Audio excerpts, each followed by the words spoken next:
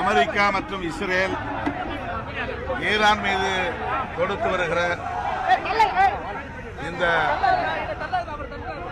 அநாகரிகமான ஆக்கிரமிப்பு போரை தமிழ்நாட்டின் சார்பில் வன்மையாக கண்டிக்கிற வகையில் இந்த ஆர்ப்பாட்டம் நடைபெற்றுக் கொண்டிருக்கிறது.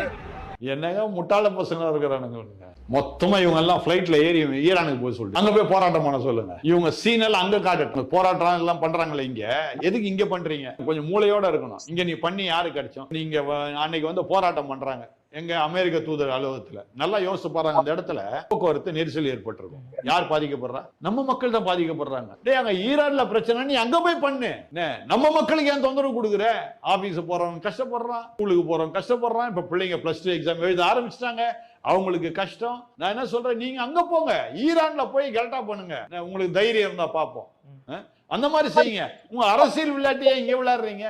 அங்க ஈரானுக்கும் அமெரிக்காவுக்கும் சண்டை, இஸ்ரேலுக்கும் ஈரானுக்கும் சண்டை.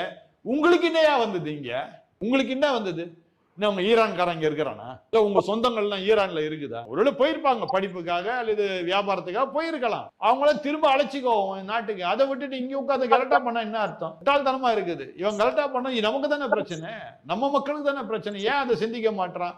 உன் அரசியல் பண்ணி என்ன பிரயோஜனம்? இப்ப ஈரான் போராட்டம் நடக்குது, உன் போராட்டத்தை இங்கே நடத்தினா இப்ப ஈரான்காரன் உன்னை வந்து என்ன அல்வா கொடுக்க போறானா உனக்கு?